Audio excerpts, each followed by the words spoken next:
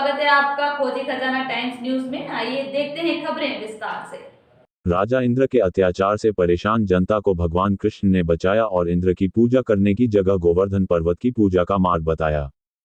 इंद्र कुपित हुआ मगर कृष्ण ने इंद्र के अन्याय अत्याचार की लीला समाप्त कर दी। तभी से मान्यता है कि दीपावली के बाद पड़ने वाली एकम को गोवर्धन पूजा व गोधन पूजा की जाती है।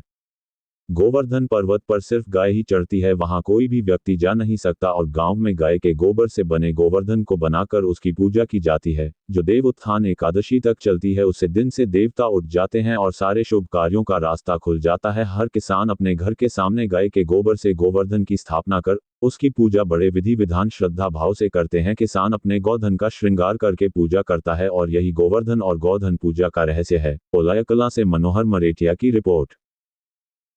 दूसरी खा ले।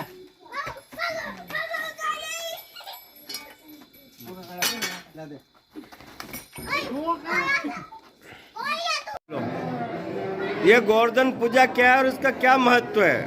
हमारे श्रीमद् भागवत जी में ऐसा बताया है कि द्वापर युग में भगवान पूर्ण पुरुषोत्तम पुष्टि पुरुषोत्तम का अवतार ब्रह्मंडल में हुआ था, और जब उनका अवतार हुआ तो उस समय वहाँ पर सभी ब्रजवासियों के द्वारा इंद्र की पूजा की जाती थी। तो उन्होंने इंद्र की पूजा को बंद करवाई और नंद बाबा और ब्रजवासियों से निवेदन किया कि हमारे यहाँ साक्षात देवता के रूप में भगवान गोवर्धन नाथ जी हैं, तो गोवर्धन पर्वत की हम सब पूजा करें और गोवर्धन नाथ को हम भोग लगाएं, जिससे हमारे ब्रज मंडल में और संपूर्ण देश में अच्छी वर्षा होगी और सभी प्रजाजन सुखी और स्वस्थ रहेंगे।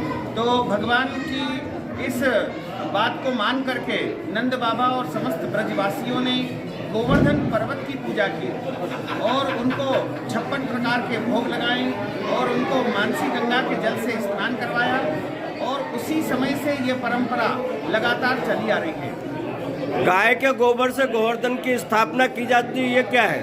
देखिए, गोवर्धन पर्वत पर गौ माताओं का विशेष रूप से विचरण होता है।